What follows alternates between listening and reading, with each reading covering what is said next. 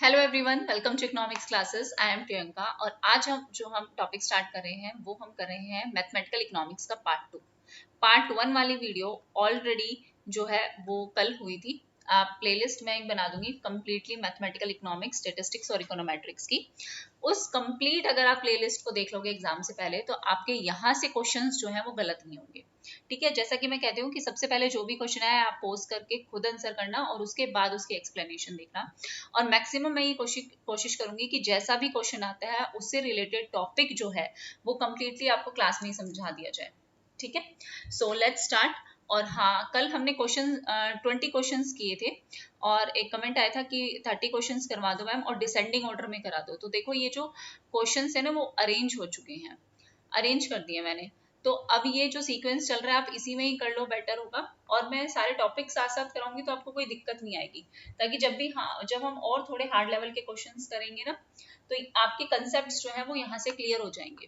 Okay, so let's start with question number 21। Yes, which of the following item complete the life table. हमें यहाँ पे इस life table को complete करना है और ये पर्टिकुलर जो क्वेश्चन मार्क गिवन है उसे कैलकुलेट करना है। एक जीरो, इसका मतलब क्या होता है? एक एक लाइन हम देखते हैं और उसका मतलब देखते हैं। सबसे पहले इसका मतलब होता है लाइफ एक्सपेक्टेंसी, मतलब हमें ये कैलकुलेट करनी है। अब अगर हम बात करें लाइफ टेबल की तो ये लाइफ टेबल एक मैथमेटिकल मॉडल है जो आपको बताता है कि मोर्टेलिटी कंडीशन क्या होगी। मोर्टेलिटी कंडीशन के बारे में बताता है एक टाइम पीरियड पे, एक पर्टिकुलर टाइम पे, एक पॉपुलेशन में।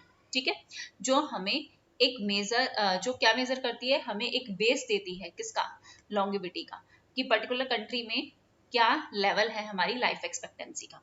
तो सबसे पहले अगर हम बात करें इन सारे टर्म्स को हम जान लेते हैं कि ये पर्टिकुलर टर्म्स क्या कहलाते हैं। सो फर्स्ट ऑफ ऑल ये जो हमारी फर्स्ट टर्म है आई एक्स, इसे हम क्या कहते हैं, number of survivors, number of survivors at age X, क्योंकि हम एक्स पे कैलकुलेट कर रहे हैं सारा, number of survivors at age x.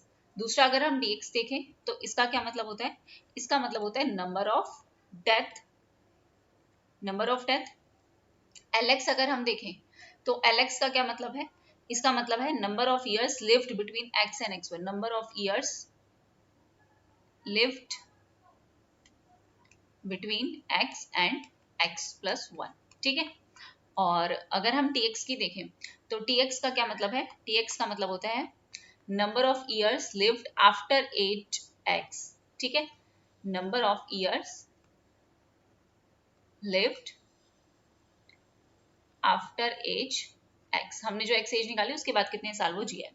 तो अगर हम देखें यहाँ पे हमें क्या कैलकुलेट करनी है, लाइफ एक्सपेक्टेंसी कैलकुलेट करनी है। तो लाइफ एक्सपेक्टेंसी हम कैसे कैलकुलेट करेंगे, लाइफ एक्सपेक्टेंसी हम कैलकुलेट करते हैं tx अपॉन ix, मतलब number of years lived after age x divided by number of survivors at age x। At age पे कितने लोग सर्वाइव कर रहे हैं उससे डिवाइड करना है। तो क्या हमारे पास tx कितना गिवन है, 48,50,000 डिवाइडेड बाय हमारा x कितना है 90,000।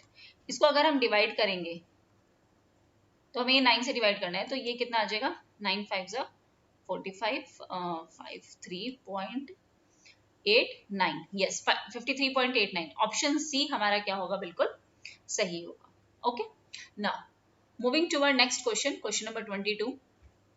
और मैं एक साथ है ना, जब ये सारी मैथमेटिकल इकोनॉमिक्स की हो जाएगी तो एक कंप्लीट पीडीएफ मैं टेलीग्राम पे अपलोड कर दूंगी। तो अगर आपको बाद में प्रैक्टिस करनी हो तो ये सारे क्वेश्चंस एग्जाम से पहले देख जाना। ठीक है, ताकि बार बार वीडियो देखने की जरूरत ना पड़े, तो टाइम वेस्ट ना हो आपका। In binomial distribution, the probability of X success in n trials in any order is given by। Binomial distribution में जो हम probability देखते हैं सक्सेस की n trials में, वो हम किस फॉर्मूले से कैलकुलेट करेंगे। तो सबसे पहले हम binomial distribution की बात करें तो ये किसने दिया था, बर्नौली ने। ठीक है, अब कब, इन द ईयर 1713 में दिया था। ठीक है, अब यहाँ पे क्या इसका मतलब क्या होता है, इसका मतलब होता है कि जब आप रैंडम एक्सपेरिमेंट्स परफॉर्म करते हो repeatedly but for a finite number of times, एक particular finite number of times के लिए जब आप कोई भी रैंडम एक्सपेरिमेंट्स जो है वो क्या करोगे, परफॉर्म करोगे। आउटकम, आउटकम आपका क्या आ सकता है, आउटकम आपका आ सकता है या तो सक्सेस का आउटकम होगा या फिर किसका आउटकम होगा, फेलियर का आउटकम होगा, या तो सक्सेस या फिर फेल का आउटकम होगा। तो अगर हम सक्सेस हम किससे डिनोट करेंगे, पी से, और फेलियर किससे डिनोट करेंगे, क्यू से। और दोनों का सम P प्लस Q किसके इक्वल होगा, 1 के इक्वल होगा। ठीक है, यहाँ पे अगर हम देखें बाइनोमियल डिस्ट्रीब्यूशन में, तो मीन हम कैसे कैलकुलेट करते हैं, मीन कैलकुलेट करते हैं N into P, number of trials into P मतलब सक्सेस रेट। और अगर हमें कोई कहे वेरियांस कैलकुलेट करना है आपको, तो वेरियांस आप कैसे कैलकुलेट करोगे, NPQ। ये फॉर्मूला आ चुका है, इसलिए मैं आपको बता रही हूँ। ठीक है, जितने भी ट्रायल्स होंगे वो सारे इंडिपेंडेंट होंगे, और हमें पता है P प्लस Q किसके इक्वल होगा, 1 के। तो मतलब अगर हमें Q निकालना है, फेलियर निकालना है, तो 1 माइनस P के, और P निकालना है तो 1 माइनस Q के। ठीक है, अब इसका जो फॉर्मूला होता है वो हमारा क्या होता है, PX, जैसे हमें यहाँ पे माना है, तो NC X लेंगे, P probability of success divided by X, Q N minus X। ठीक है, ये हमारा फॉर्मूला होगा। तो हम देख लेते हैं, ये ऑप्शन 1, यस, ए ऑप्शन के साथ मैच कर रहा है, तो ऑप्शन 1 हमारा क्या होगा, बिल्कुल करेक्ट होगा। अब अगर हम इसके फीचर्स भी इसके साथ डिस्कस कर ले, तो हमें इसमें आगे फिर कुछ भी पढ़ने की जरूरत नहीं पड़ेगी, कंप्लीट हमारा जो टॉपिक है वो कंप्लीट हो जाएगा। तो सबसे पहले अगर हम बाइनोमियल डिस्ट्रीब्यूशन के फीचर्स को डिस्कस कर लेते हैं, यहाँ पे कर लेते हैं, यस। अच्छा, कुछ चीजें होंगी जो नोट्स में शायद ना मिले, तो आप उसे नोट कर लेना साथ के साथ। सबसे पहले फीचर की अगर हम बात करें, तो सबसे पहला फीचर क्या होगा, mean is greater then variance. Mean आपका ग्रेटर देन होगा किससे, वेरियंस से, फॉर बाइनोमियल डिस्ट्रीब्यूशन। ठीक है, सेकंड अगर हम बात करें, तो वेरियंस क्या होगा आपका, मैक्सिमम कब, when P and Q are 0.5 each. ठीक है, हमें पता है P प्लस Q किसके इक्वल है, 1 के इक्वल, तो दोनों 0.5 होंगे, तो हमारा उस टाइम पे वेरियंस क्या होगा, मैक्सिमम वेरियंस होगा। ठीक है, और मैक्सिमम वेरियंस मतलब it is N/4। Okay, now अच्छा, और ये सिमेट्रिकल भी कब होगा, it is symmetrical when P and Q are 0.5 each. जब वो दोनों हाफ हाफ होंगे तो वो सिमेट्रिकल होगा। अच्छा, जब आपकी P की वैल्यू लेस देन 0.5 होगी, तो वो आपका होगा पॉजिटिवली स्क्यूड, और P की वैल्यू आपकी ग्रेटर देन 0.5 होगी, तो वो क्या होगा आपका, नेगेटिवली स्क्यूड। ठीक है, yes. Now moving toward next question, yes, the correct relationship among the arithmetic mean, geometric mean and harmonic mean. तीनों में हमें रिलेशन बताना है, अर्थमेटिक मीन का, ज्योमेट्रिक मीन का और हार्मोनिक मीन का। तो सबसे पहले अगर हम ज्योमेट्रिक मीन देखें, तो ज्योमेट्रिक मीन हम कैसे कैलकुलेट करते हैं, 3√a इंटू बी इंटू सी, आपको जो भी गिवन है। ठीक है, ये भी आ चुका है ज्योमेट्रिक मीन को कैलकुलेट करने वाला फॉर्मूला। ठीक है, और अगर हम हार्मोनिक मीन की बात करें, तो हार्मोनिक मीन क्या होगा, n/1/a प्लस 1/b मान लेते हैं। ठीक है, अब क्योंकि ये एवरेज का एग्रीगेट्स लेके चलते हैं ना, एवरेज रेट निकाल के चलते हैं। अच्छा, ज्योमेट्रिक मीन का जो स्क्वायर होता है वो किसके इक्वल होता है, harmonic mean into arithmetic mean के इक्वल। या फिर हम क्या कह सकते हैं, geometric mean is the under root of harmonic mean into arithmetic mean. ठीक है, ये दोनों सही है। यहाँ पे क्वेश्चन में ज्योमेट्रिक मीन का square, harmonic mean into arithmetic mean given है, ऑप्शन सी। और अगर आपको इस तरीके से दिया गया हो, तो ज्योमेट्रिक मीन क्या होगा, अंडर रूट होगा, under root of harmonic mean into arithmetic mean.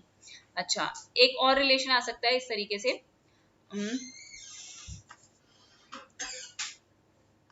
Arithmetic mean is greater than equal to geometric mean and it is greater than equal to harmonic mean. ये भी आएगा, ये भी आ चुका है ऐसा क्वेश्चन। ठीक है, ये भी ध्यान रखेंगे। ओके, तो ये क्वेश्चन जो है आपको किसी भी तरीके से आ सकता है, जैसे यहाँ पे ग्रेटर देन लेस देन का है ना, तो ये ऑप्शंस भी आ सकते हैं। तो arithmetic mean greater than equal to geometric mean is greater than equal to harmonic mean.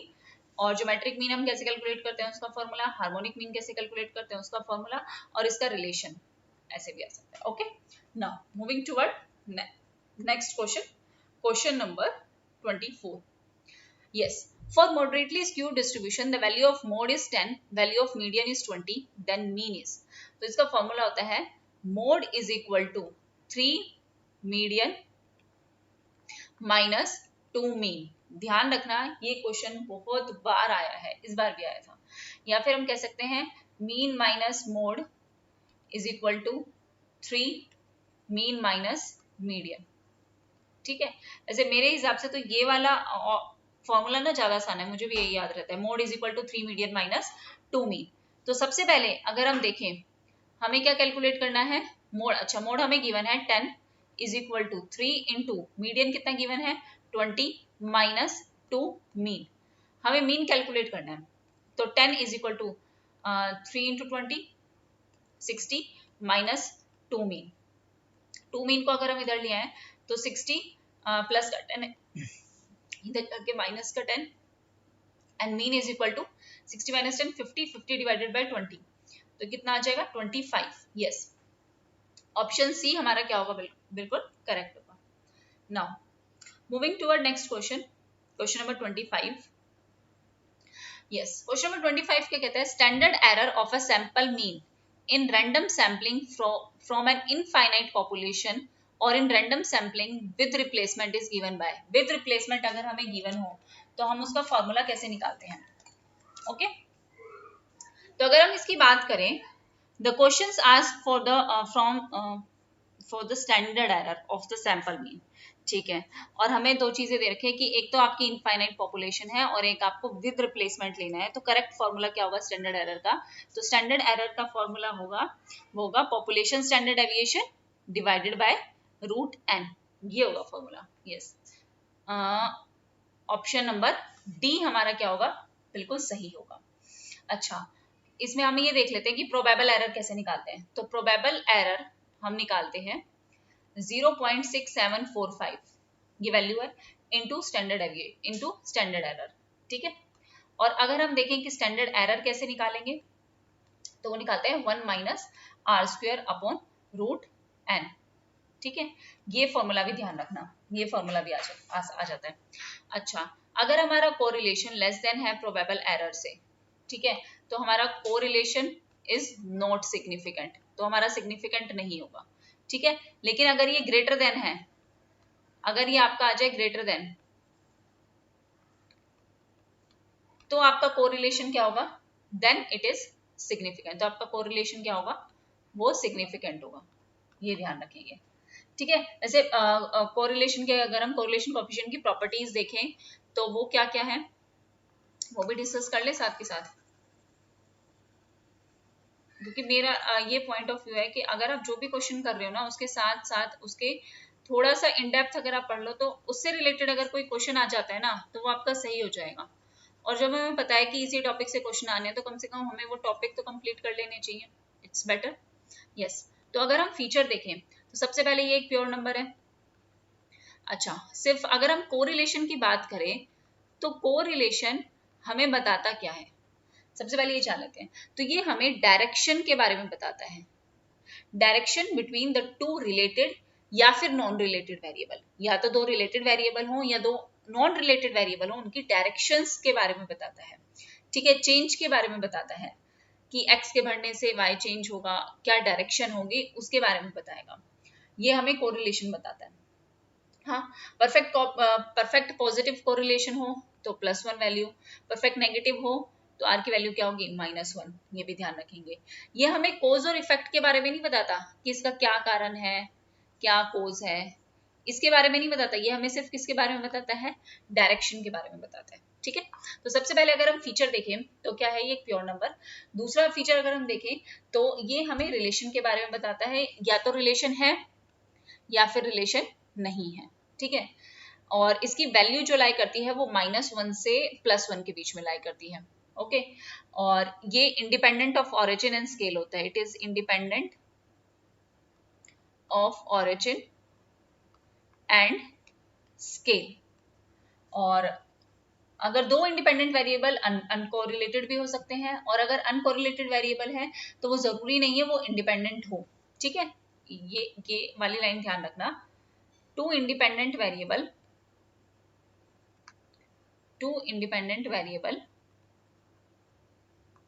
Uncorrelated, वो जरूरी नहीं है रिलेटेड हो, but two uncorrelated variable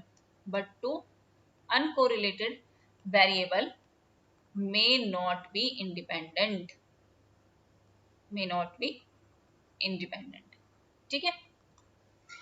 okay, now moving toward next question number 25 हो गया ना हमारा। नेक्स्ट क्वेश्चन पे चलते हैं।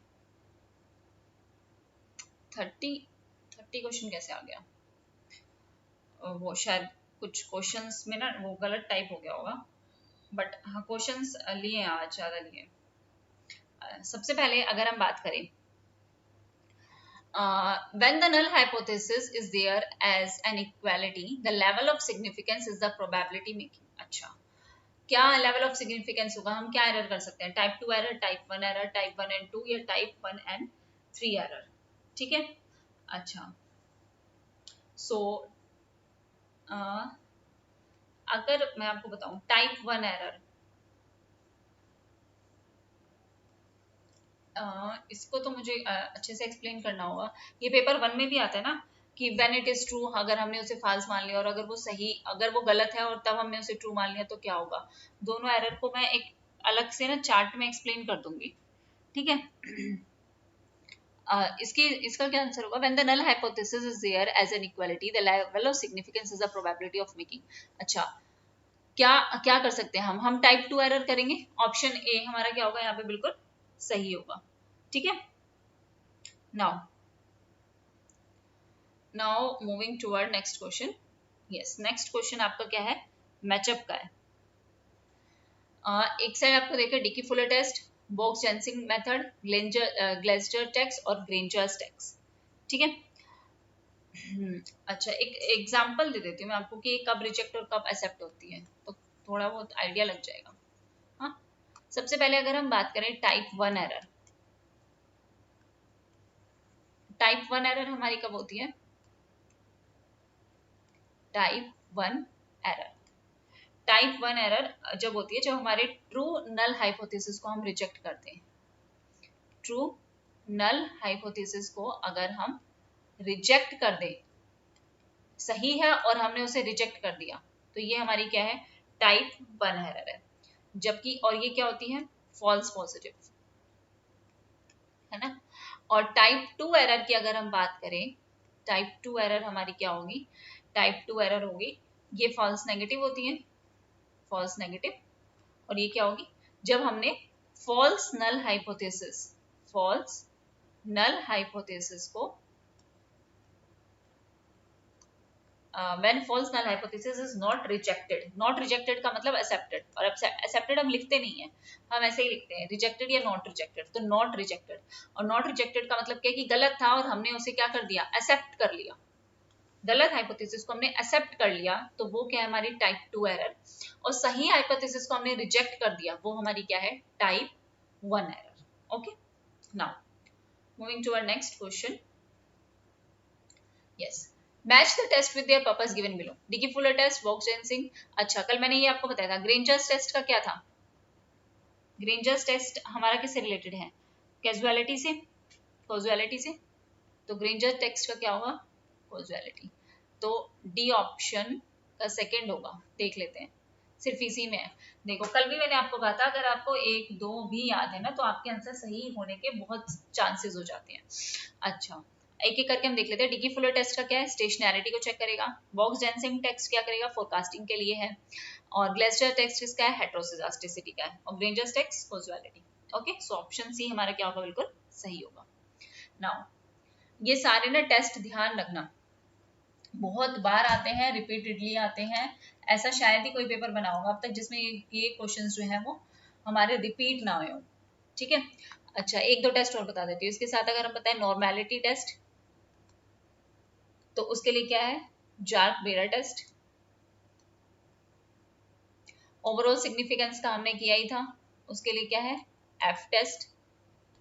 Test of independence of attributes के लिए क्या है? Test of independence of attributes का हमारा क्या है?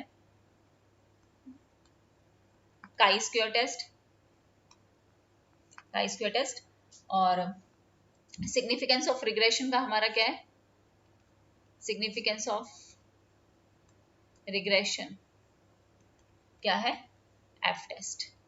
ठीक है, ध्यान रखेंगे। Now moving to our next question.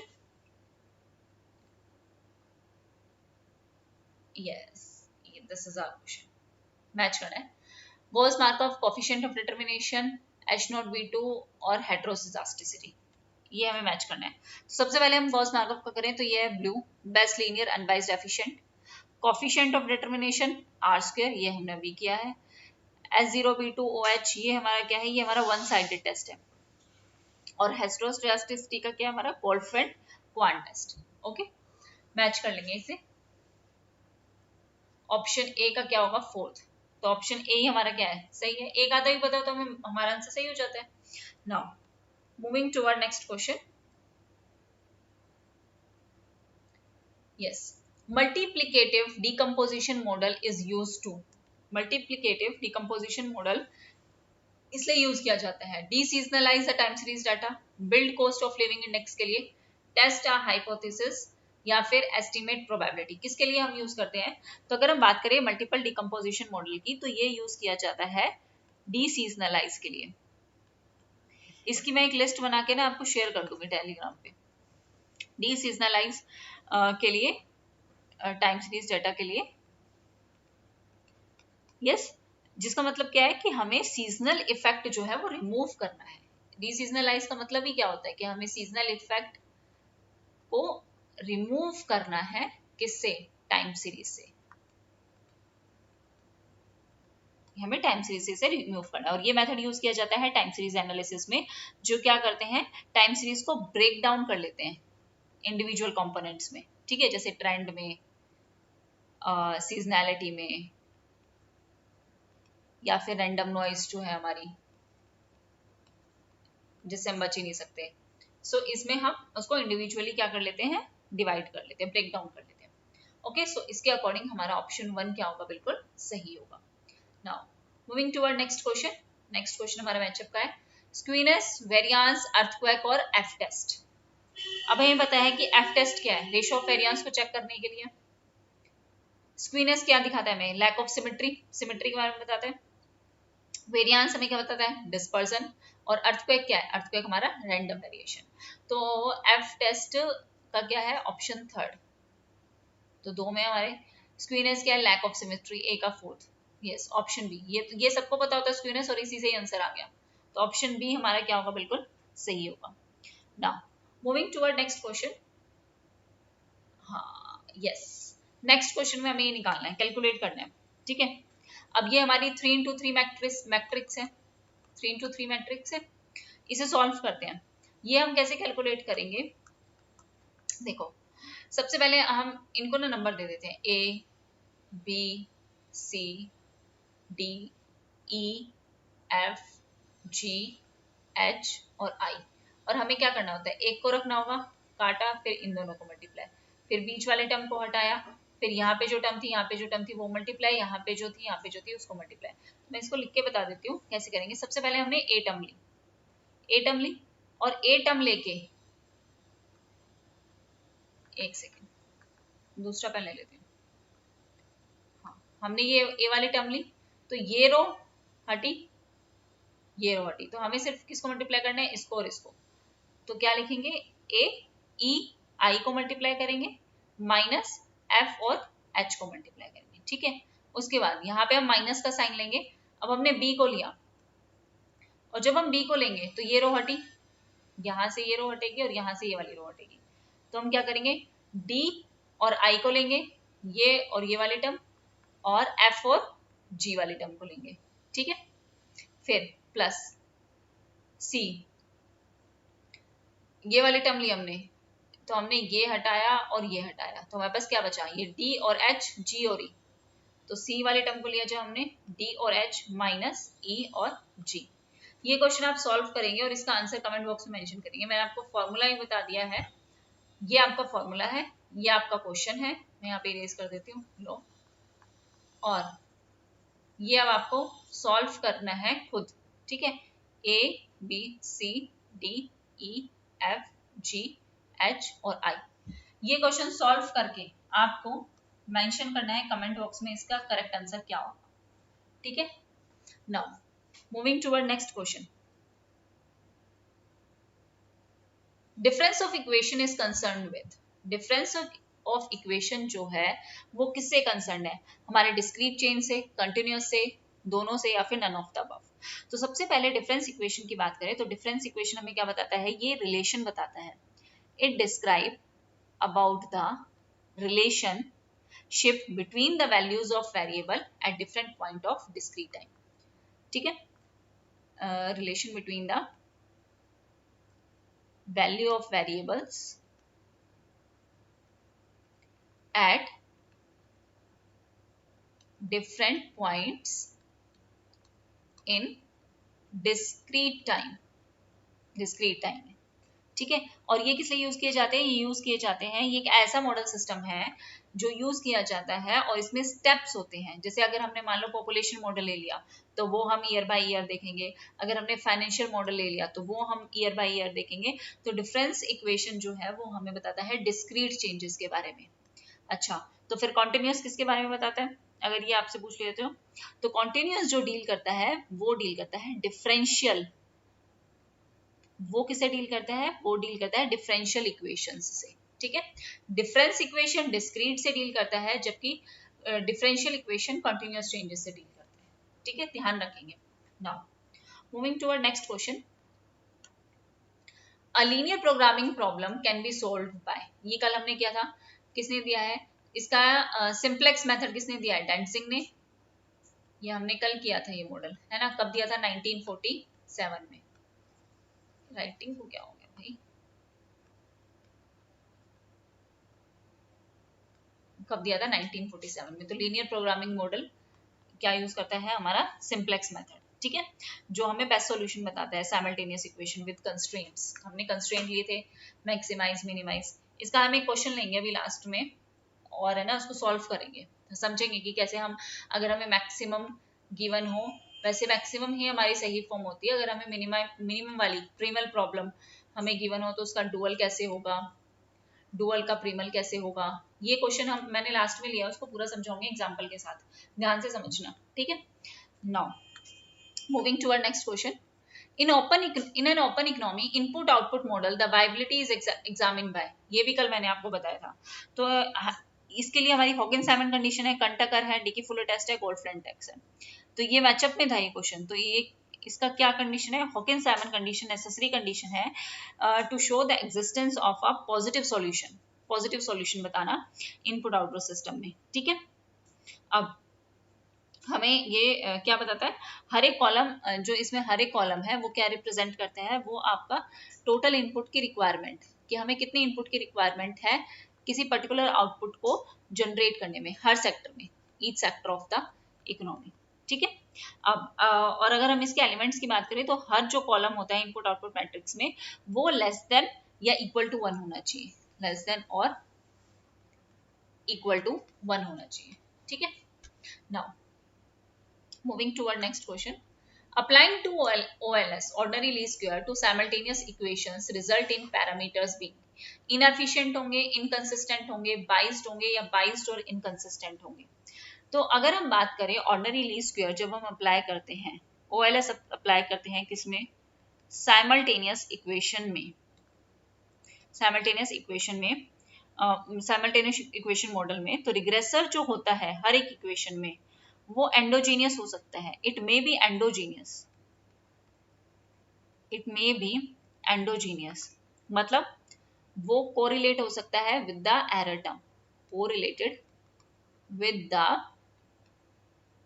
Error term, और वो एंडोजीनियस हो सकता है, it may be correlated with the error term.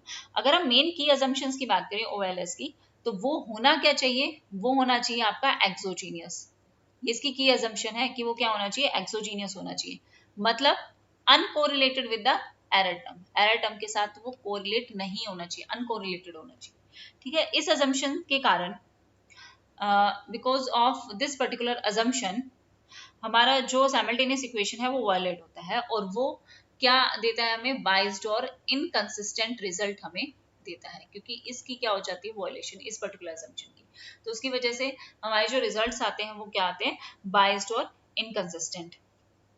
Biased का मतलब कि वो ट्रू पैरामीटर वैल्यू से डेविएट करेंगे, और इनकंसिस्टेंट का मतलब कि अगर हमने सैंपल साइज को भी इंक्रीज किया तो जो हमारे एस्टिमेट होंगे वो हमारे सही पैरामीटर्स को पूरा कवर नहीं कर पाएंगे। इसलिए इनकंसिस्टेंट रिजल्ट आएंगे। ठीक है, तो OLS सुटेबल नहीं है साइमल्टेनियस इक्वेशन मॉडल के लिए। इंस्टेड अगर हम इसके 2 stage least square method use करें, इंस्ट्रूमेंटल वेरिएबल्स यूज करें, तो वो ज्यादा बेटर होंगे। ठीक है, now moving to our next question, question number 40. Yes, simultaneous equation model is exactly identified if हमारा exactly identified, over identified, under identified, इसके भी मैंने क्वेश्चन लिए हैं और ये भी क्वेश्चन हम समझेंगे। ठीक है, पूरे एग्जाम्पल के साथ कि कैसे हम इसे कैलकुलेट करते हैं। तो simultaneous equation model exactly identify कब होगा, जब हमें एक यूनिक न्यूमेरिकल वैल्यू स्ट्रक्चर मिलेगी, तब वो हमारा एग्जैक्टली आइडेंटिफाइड होगा। तो unique more than one unique solution of all structural coefficients is not possible.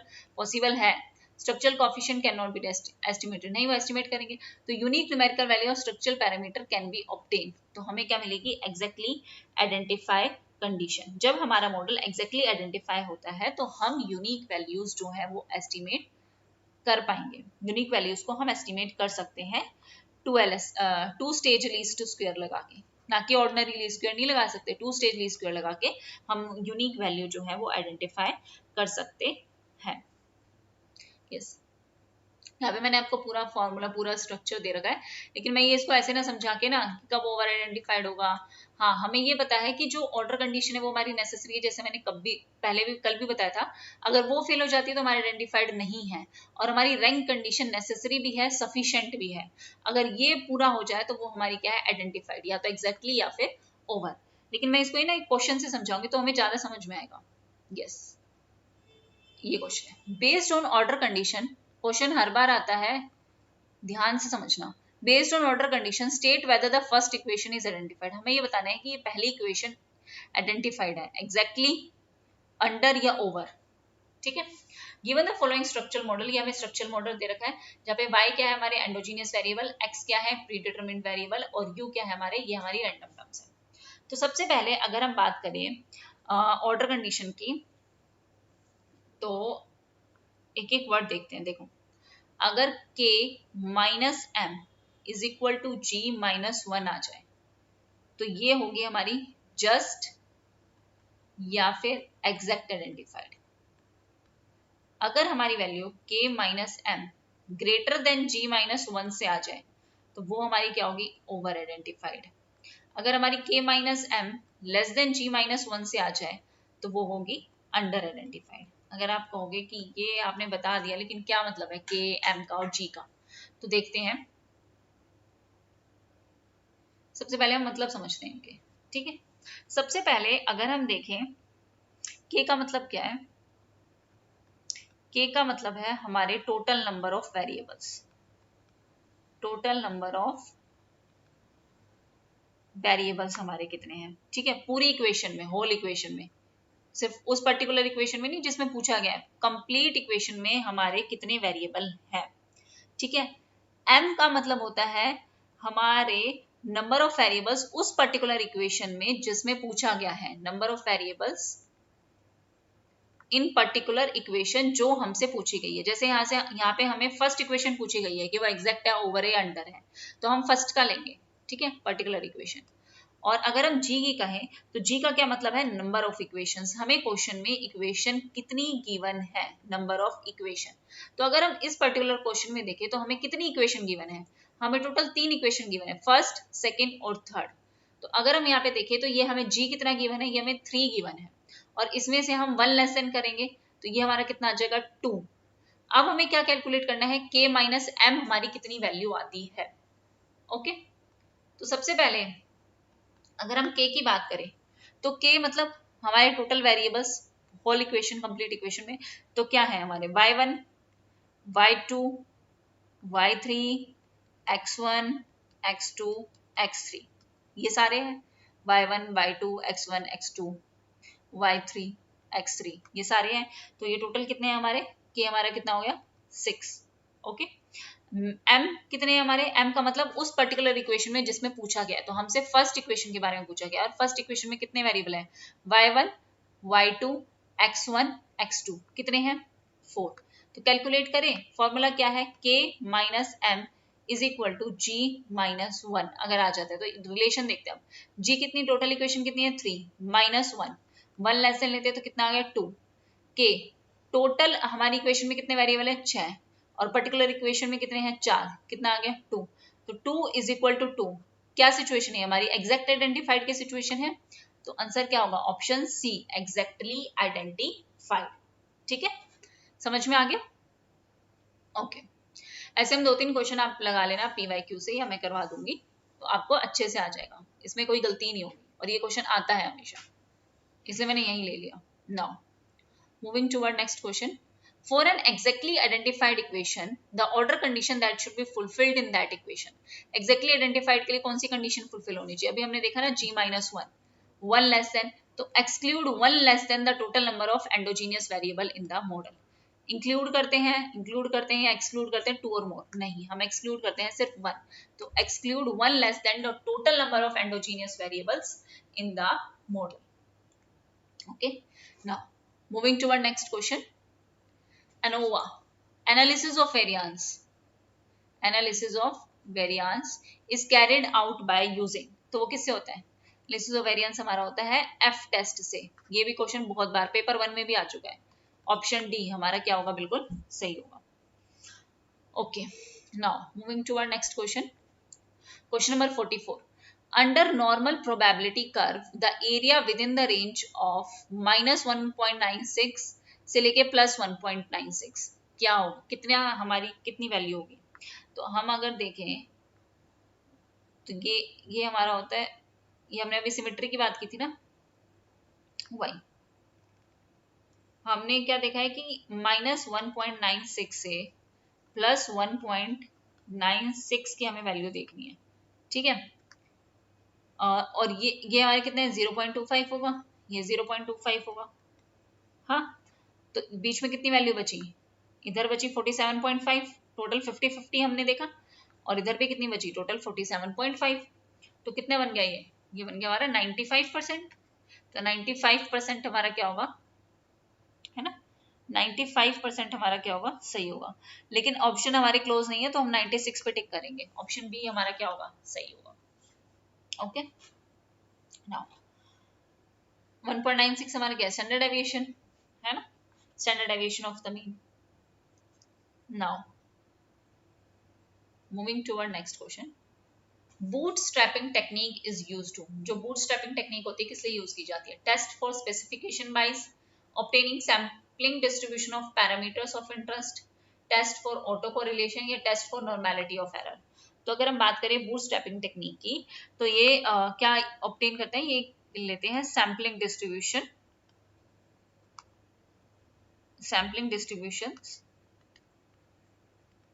Of the parameters of interest, जो भी हमारे इंटरेस्ट के पैरामीटर्स हैं उनको।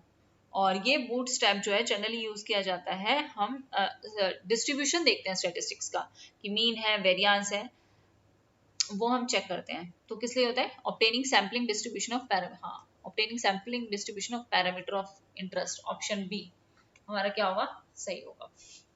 ओके, क्या एस्टिमेट करने के लिए कि डिस्ट्रीब्यूशन क्या है स्टैटिस्टिक्स का, मीन है वेरिएंस है क्या है। Now, moving toward question number 46, inverse of matrix। हाँ, ये क्वेश्चन आया था और इसका ना एक आसान सा सॉल्यूशन भी काफी चैनल्स पे करवा रखा है, इतना आइडिया नहीं है, बट हाँ इसका एक सॉल्यूशन दिया था कि हम यहाँ पे, वैसे तो ये ऐसे कैलकुलेट होता नहीं है, बट इसको आसान करने के लिए पेपर में इतना टाइम नहीं होता, इसलिए हम इनवर्स ऑफ मैट्रिक्स क्या करेंगे, 2 है तो हम सबका इनवर्स कर देंगे, 1/2, 4 है 1/4, 5 है 1/5 और 0, तो 1/2 का मतलब 0.5, 1/4 का मतलब क्या होगा 0.25, 1/5 का मतलब क्या होगा 0.2। तो देखते हैं 0.25 नहीं होगा, 0.5, 0.25, 0.2 और 1, तो यही हमारा क्या होगा, ये 0 है तो 1/0 होगा। यस, ऑप्शन बी हमारा क्या होगा यहाँ पे, सही होगा। ठीक है, इनवर्स का आ जाए तो हम इस तरीके से कैलकुलेट कर सकते हैं क्वेश्चन, सबका इन्वर्स करके, और देख लेंगे फिर बाकी सब तो 0 0 ही है, वो तो वहीं रहेंगे। Now moving toward next question, question number 47, yes, the 3 statements are given as under, 3 statement हमें दी गई है। The generalised least square method is capable of providing BLUE in a situation where OLS fail, जहां पे OLS fail हो जाए, ordinary least square fail हो जाता है, वहां पे हमें generalised least square best linear unbiased efficient parameters दे सकता है। ठीक है, GLS is OLS in the transformed variable that satisfied the standard least square assumption, GLS ही हमारा OLS के बराबर हो जाएगा। ठीक है, GLS method is suitable for dealing with multi collinearity problem. तो सबसे पहले अगर हम इसी की बात कर लें तो GLS मेथड जो है मल्टी कॉलिनियरिटी के लिए नहीं है, वो हेट्रोजिडास्टिसिटी और ऑटो कोरिलेशन के लिए, ऑटो कोरिलेशन की प्रॉब्लम को डील करने के लिए।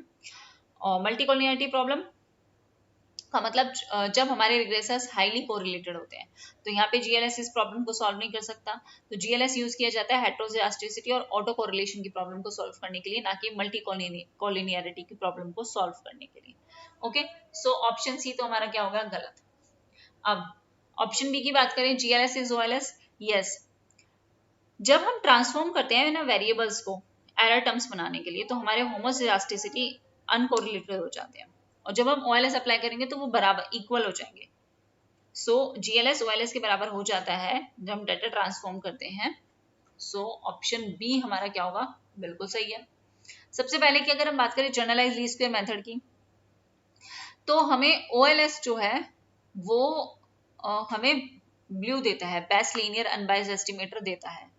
कब, जब हमारी क्लासिकल अजम्पशन पूरी हो जाए, मतलब जब हमारी अजम्पशन कंप्लीट हो जाएगी ना, तो वो हमें ब्लू दे देता है, बेस्ट लीनियर अनबाइज्ड एस्टिमेटर्स हमें दे देता है सिर्फ तब जब हमारी जो अजम्पशन है होमोसिडास्टिसिटी की वो एप्लीकेबल हो जाए, ऑटो कोरिलेशन की नहीं, होमोसिडास्टिसिटी की, जब वो अजम्पशंस को फुलफिल कर देता है तो तब हमारे OLS जो है वो क्या दे देते हैं, ब्लू दे देते हैं।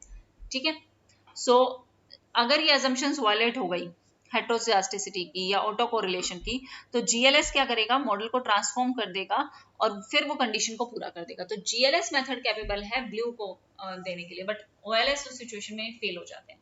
तो ऑप्शन ए भी हमारा क्या होगा, सही होगा। A and B are correct and but C is not correct. Yes, option A हमारा क्या है, बिल्कुल सही आंसर है। Now moving toward next question, next question number 48, हाँ। Which of the following statement are true concerning a triangular or recursive system? कल करवाया था मैंने, है ना ये। सबसे पहला, the parameter can be validly estimated using a separate application of OLS to each equation. हर एक इक्वेशन पे हम separate अप्लाई करेंगे। Independent variable may be correlated with the error term in the other equation, हो सकता है। Application of two-stage least square would lead to unbiased but inefficient parameters. Independent variable may be correlated with the error term in the equation in which they appear as independent variable. Independent variable correlate हो सकते हैं error terms के साथ उन equations में जिसमें वो independent variable दिख रहे हो। तो हम एक एक करके सारे options को check करते हैं। सबसे पहले, parameter can be validly estimated using separate application to OLS. Yes, ये statement बिल्कुल सही है। क्यों? क्योंकि जो हमारा सिस्टम है वो रिकर्सिव है और इसमें कोई सैमल्टेनिटी नहीं है, मतलब कोई भी एंडोजीनियस वेरिएबल नहीं होता राइट हैंड साइड वाली इक्वेशन पे। तो OLS अप्लाई हो जाता है इक्वेशन बाय इक्वेशन हर एक पे, और रिग्रेसर हमारे क्या होते हैं, एक्सोजीनियस या प्री डिटरमाइंड। हमने क्वेश्चन किया था ना अभी प्री डिटरमाइंड वाला, तो वही बात यहाँ पे बोली गई है। तो OLS हमारे इक्वेशन टू इक्वेशन अप्लाई हो जाते हैं। तो ऑप्शन ए हमारा बिल्कुल सही है।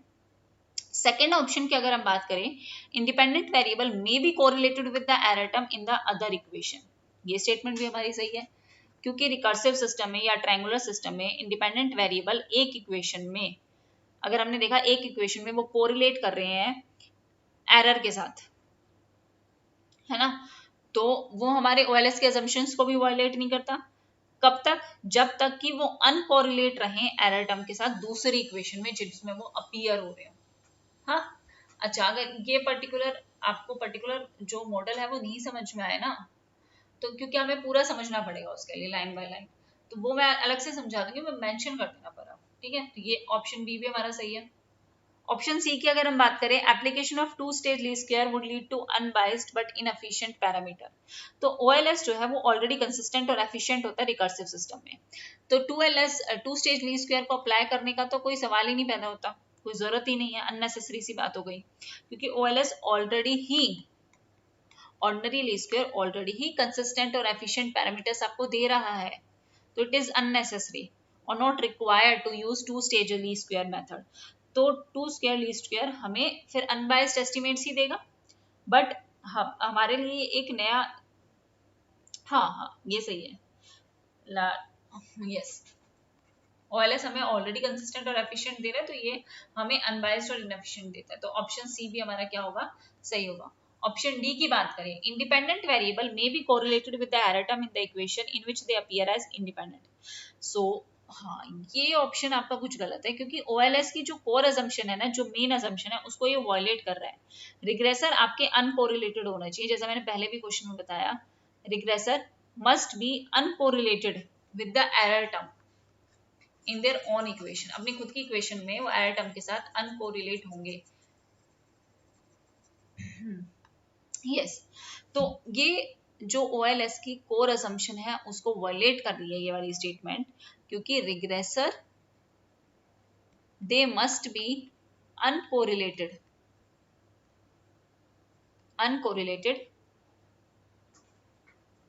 with the error term in their own equation, जो आपकी खुद की इक्वेशन है। तो रिकर्सिव सिस्टम में रिग्रेसर्स जो है वो रिलेट नहीं करते एरर टर्म के साथ जिसमें वो अपीयर हो रहे हो, अदरवाइज अगर ऐसा होता है तो हमारे OLS इनकंसिस्टेंट हो जाएंगे। तो ये ऑप्शन तो हमारा गलत है, कोरिलेटेड या uncorrelated with the error term. तो ABC ओनली, यही ऑप्शन आपके क्या होंगे, सही होंगे, option C. Now moving toward next question.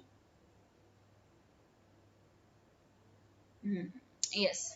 In linear programming, each problem called primal has a dual. About duality in linear programming, following statements are given. आपको duality के features दिए गए हैं और वो features आपको बताने हैं। हर एक primal का एक dual होगा, मैं समझाऊंगी इसको वन बाय वन कि क्या primal है, क्या dual है, कि क्या कहना क्या चाह रहे हैं ये लोग, वो पूरी कंडीशन हम समझेंगे यहाँ पे। यस, स्टार्ट करते हैं इस क्वेश्चन से। ये क्वेश्चन इंपॉर्टेंट है थोड़ा, हाँ, और इसके हमने कल भी देखा था कि हम इसके ना क्वेश्चन समझेंगे अच्छे से कि हम कैसे प्रिमल से डुअल बनाते हैं। तो सबसे पहला ऑप्शन क्या देखा है, if a linear programming is maximizing type, तो डुअल आपका क्या होगा, मिनिमाइजिंग टाइप होगा। Both primal and dual have some optimum value. Dual of a linear programming problem is a primal problem. If maximising linear programming problem less than type है तो dual आपका मोर than type बनेगा। एक एक करके पहले हम इसको समझते हैं, इस क्वेश्चन को बाद में करेंगे, पहले हम ये पर्टिकुलर मॉडल जो है वो समझते हैं। ऐसे ही करके मैं कुछ कुछ क्वेश्चंस लेके और उसी में ही आपकी जो है वो थ्योरी भी कंप्लीट करवाने की कोशिश करूंगी, ठीक है। तो सबसे पहले अगर हम बात करें प्रिमल की, अच्छा, लीनियर प्रोग्रामिंग के ऑब्जेक्टिव की, जो मैंने कल भी बताए थे, तो उसको एक बार रिवाइज करेंगे कि ऑब्जेक्टिव फंक्शन जो होगा आपका वो क्या होगा, मैक्सिमाइजिंग टाइप। जितने भी आप कंस्ट्रेंट लोगे वो आपको इक्वालिटी दिखाने चाहिए, ठीक है, और जितने भी डिसीजन वेरिएबल हैं आपके वो क्या हो, नॉन नेगेटिव। ये हमने कल किया था, वो हमारे क्या होने चाहिए, नॉन नेगेटिव होने चाहिए, ठीक है। तो आगे हम डुअलिटी और प्रिमल के बारे में समझते हैं कि क्या मतलब है। प्राइमल और डुअल का मतलब क्या होता है। सबसे पहले प्राइमल की अगर हम बात करें तो प्राइमल हमारा एक कंज्यूमर पॉइंट ऑफ व्यू से है और वो कहता है कि मैक्सिमम यूटिलिटी, इसलिए ये मैक्सिमाइजिंग टाइप का होता है। जबकि अगर हम डुअल की बात करें तो ये एक प्रोड्यूसर के पॉइंट ऑफ व्यू से है और एक प्रोड्यूसर क्या चाहता है, जो उसकी कॉस्ट क्या हो, मिनिमम हो, इसलिए ये मिनिमाइजिंग टाइप होता है। मिनिमम कॉस्ट के बारे में बताता है, तो ये हमें पता चल गया, primal maximum utility, dual minimum cost का। प्राइमल कंज्यूमर के पॉइंट ऑफ व्यू से और डुअल प्रोड्यूसर के पॉइंट ऑफ व्यू से, ठीक है। अगर हम डुअलिटी के फीचर्स देखें तो क्या क्या फीचर्स होते हैं डुअलिटी के, फीचर्स ऑफ, अच्छा ये बना रखे हैं फीचर्स ऑफ डुअलिटी। सबसे पहला फीचर डुअल ऑफ डुअल क्या होगा हमारा, प्राइमल। अच्छा ये समझ लेना है यहाँ पे, क्योंकि ये इक्वेशन है ना ऐसे ही आती है, एग्जैक्ट स्टेटमेंट्स आती है, उसके बाद एक न्यूमेरिकल क्वेश्चन लेके ना मैं ये क्वेश्चन भी समझा दूंगी, तो ध्यान से समझना। डुअल ऑफ डुअल क्या होगा? Primal. Second, if either the primal या डुअल प्रॉब्लम हैज सॉल्यूशन, या तो प्रिमल का या डुअल प्रॉब्लम का कोई सॉल्यूशन है, then other has also a solution, और ऑप्टिमम वैल्यूज जो होंगी उनकी, जो उनके ऑप्टिमम वैल्यूज आप लोगे वो क्या होंगी? इक्वल होंगी। ठीक है, मतलब मान लो कि एक तरफ क्या करना चाहता है कंज्यूमर, मैक्सिमम यूटिलिटी चाहता है, और दूसरी तरफ एक कंज्यूमर क्या चाहता है? मिनिमम कॉस्ट चाहता है, दोनों को बराबर करना है। ठीक है, अगर any of the two problem has an infeasible solution, अगर किसी का सॉल्यूशन जो है वो इनफिजिबल सॉल्यूशन आ जाए, ठीक है, तो ऑब्जेक्टिव फंक्शन जो होंगे वो क्या आएंगे? हमारे अनबाउंडेड आएंगे। फोर्थ, अगर वैल्यू ऑफ ऑब्जेक्टिव फंक्शन किसी भी फिजिबल सॉल्यूशन प्रिमल का, एक सेकेंड रुको,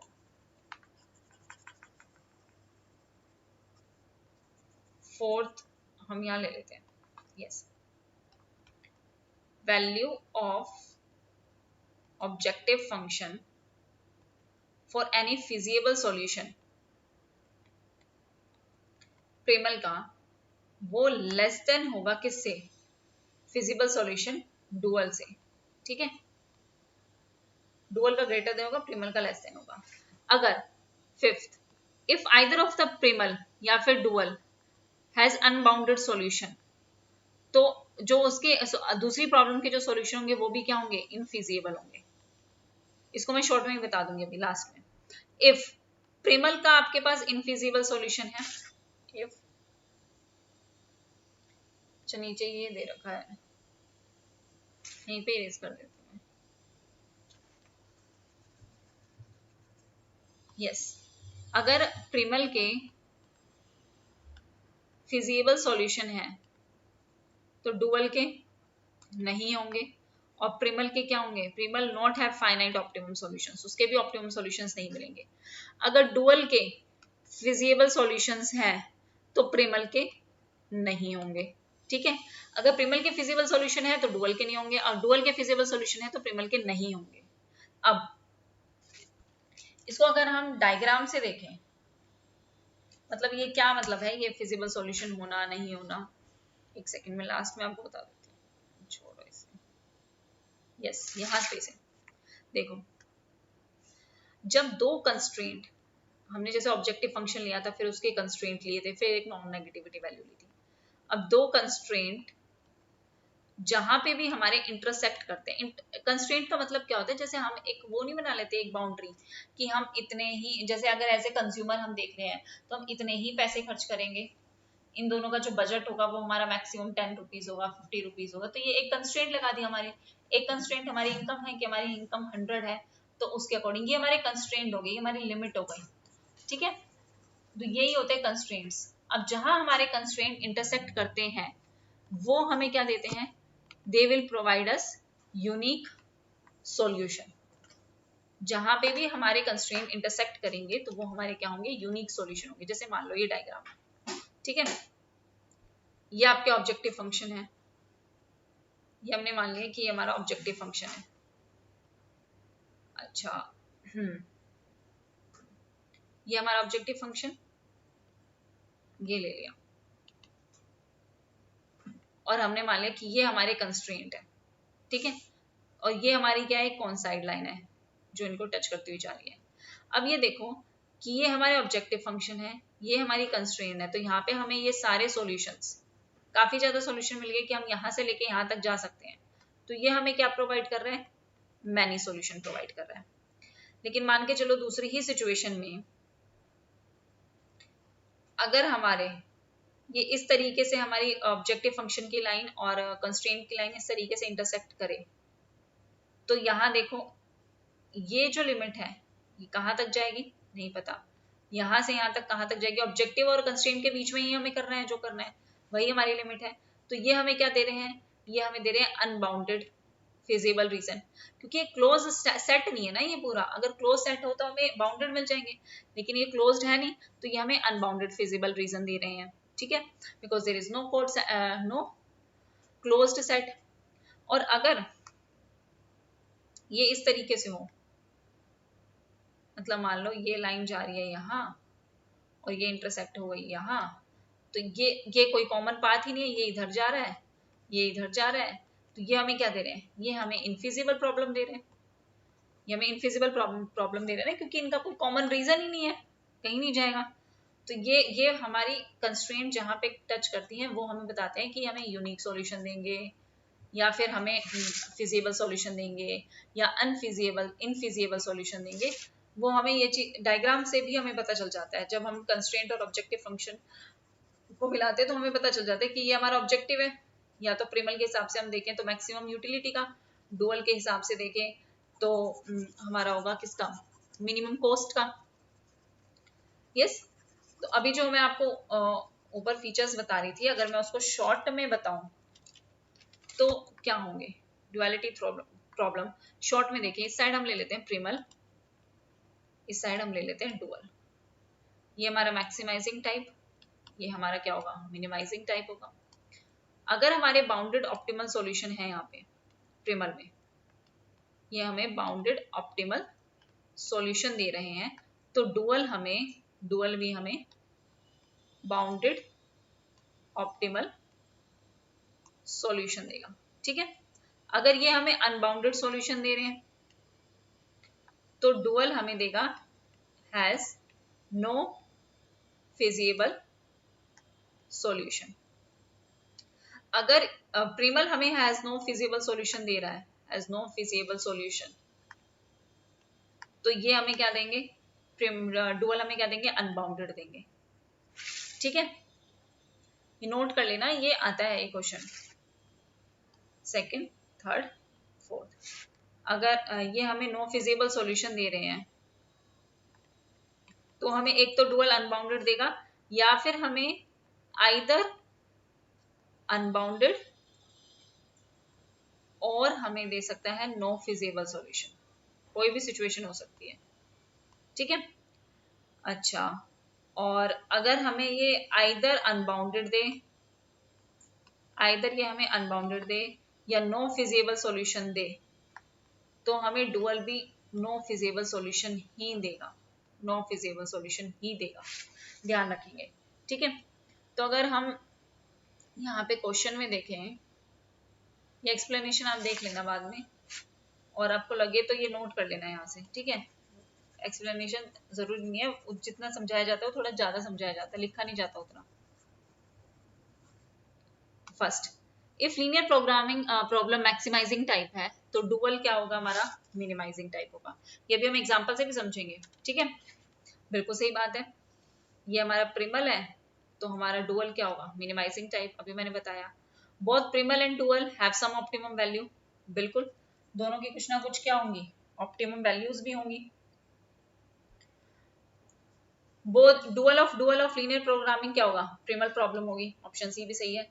if maximising linear program less than type constraint बना है तो डुअल क्या बनेगा, मोर देन टाइप, अपोजिट होगा, जस्ट अपोजिट। ठीक है, ये भी हमारा क्या है, सही है, A B C D four, चारों के चारों हमारे सही है।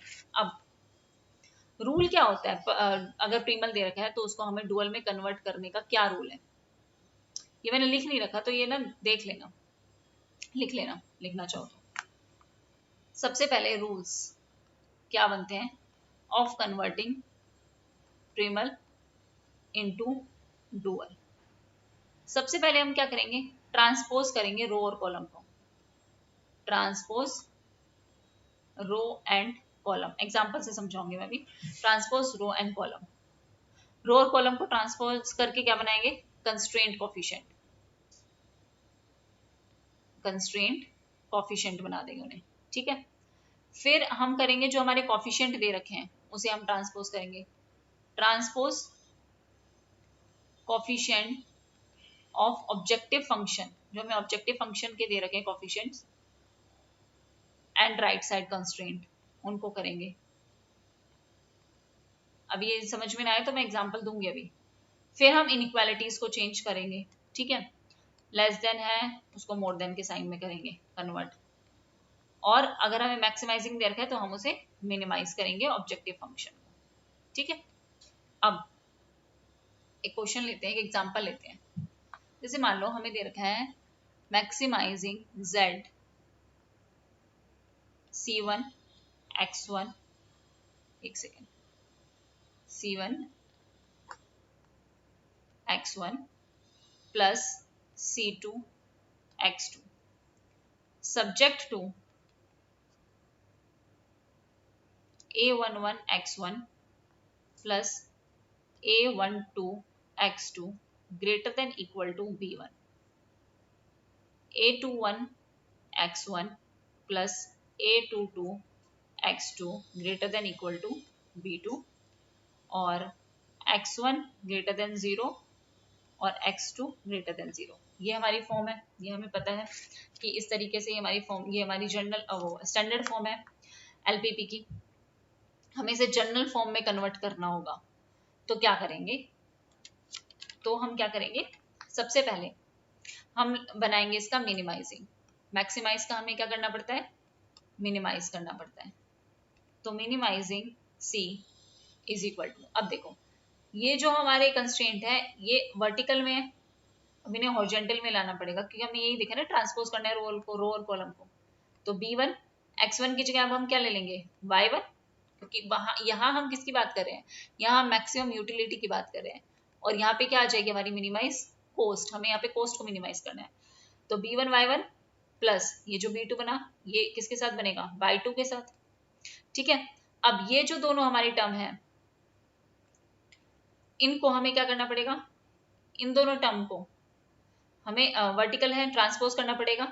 ट्रांसपोज का मतलब क्या है कि अगर ऐसे है तो ऐसे कर दो और अगर ये ऐसे है तो इसको ऐसे कर दो, रो कॉलम को रो में। यस, तो A11 y1 प्लस ये A21 y2, ठीक है। ग्रेटर देन साइन का साइन है, ये बन जाएगा लेस देन का साइन। ऐसे ही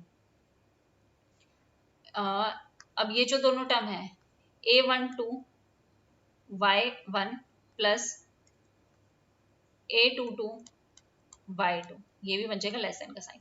लेस देन का किसमें बनेगा, इसमें जिसको हम मैक्सिमाइज कर रहे थे, ये टर्म आ जाएंगे यहाँ पे C1 C2। और ये जो हमारे कंस्ट्रेंट है नॉन नेगेटिव जो हमें लेने हैं, तो ये हमारे पास यहाँ पे क्या वेरिएबल्स है y1 y2, तो y1 greater than equal to 0, y2 भी ग्रेटर देन इक्वल टू 0, ठीक है। ये तो मैंने ऐसे एग्जांपल लिया। अगर मैं आपको एक न्यूमेरिकल फॉर्म में एक एग्जांपल लूं तो वो क्या होंगे, देखो स्टैंडर्ड फॉर्म होती है हमारे एलपीपी की और इसी फॉर्म में हमें लाना पड़ता है, standard form of linear programming. मान लो वो दे रखी है Z1 मतलब maximise subject to 3x1 plus 5x2 और कंस्ट्रेंट दे रखे हैं subject to 2x1 minus 3x2 plus x3 is equal to 15, x1 plus x2 plus x4 is equal to 3, 4x1 plus x2 minus x5।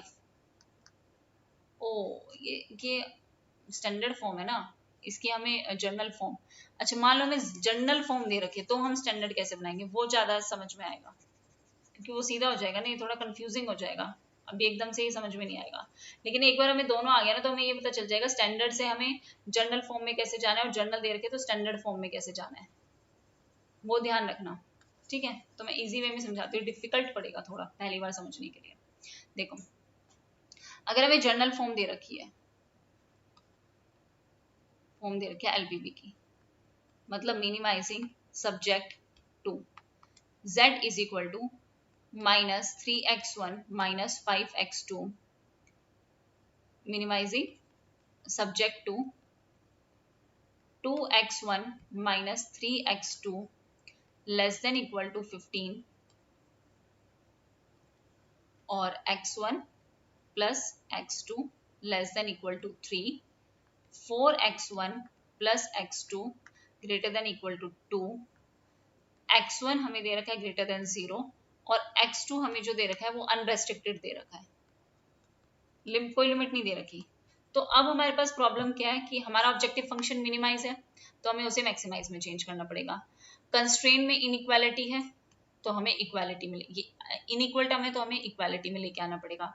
Decision variable हमारा unrestricted है तो हमें उसे greater than equal to का sign देना पड़ेगा, ठीक है। इसका मतलब जब हमें लेस देन इक्वल टू हो तो हमें उसे बराबर करने के लिए, इंक्रीज करने के लिए हमें स्लैक वेरिएबल्स ऐड करने पड़ेंगे। और अगर हमारे पास ज्यादा है, ग्रेटर देन इक्वल टू हो, मोर देन इक्वल टू हो तो हमें यहाँ से कुछ माइनस करने पड़ेंगे सरप्लस वेरिएबल्स। ये दोनों सिचुएशन अगर हम कर लें तो हम एक स्टैंडर्ड फॉर्म में उसको ला सकते हैं जनरल फॉर्म से। ओके, तो अब हम समझते हैं कि इसको हम स्टैंडर्ड से जनरल से स्टैंडर्ड फॉर्म में कैसे लेके आएंगे। नाउ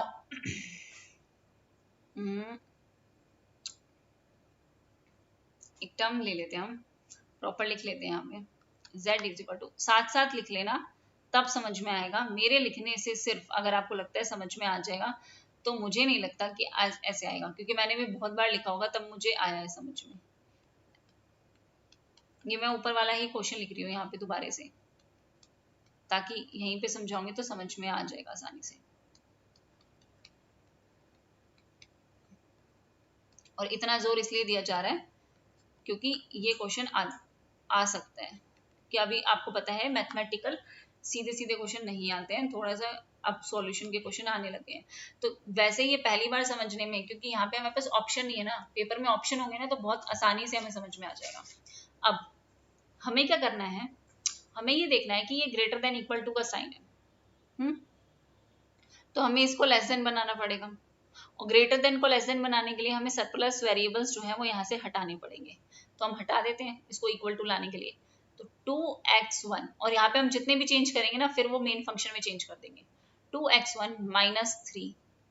अब इसे कम करना है तो हम इस x2 की वैल्यू को क्या कर सकते हैं, x21 माइनस x2, दो वैल्यू ले लेंगे और उसको माइनस कर देंगे, प्लस हम उसके साथ एक वेरिएबल ऐड कर देंगे। ठीक है, x2 हमने एक x3 वेरिएबल ऐड कर दिया बराबर करने के लिए। किसके बराबर आ गया, 15 के।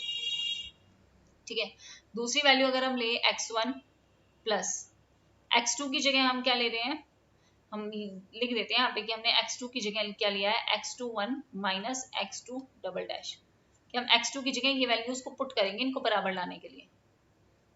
तो यहाँ पे x2 की जगह हम क्या ले लेंगे, x21 minus x2 double one, plus हमें एक वेरिएबल और, क्योंकि ये लेस देन है ना, लेस देन के साइन में हमें ऐड करने पड़ते हैं स्लैक वेरिएबल, हमने अभी देखा। और मोर देन का जो साइन होगा तो हमें यहाँ पे सरप्लस वेरिएबल को माइनस करना पड़ेगा।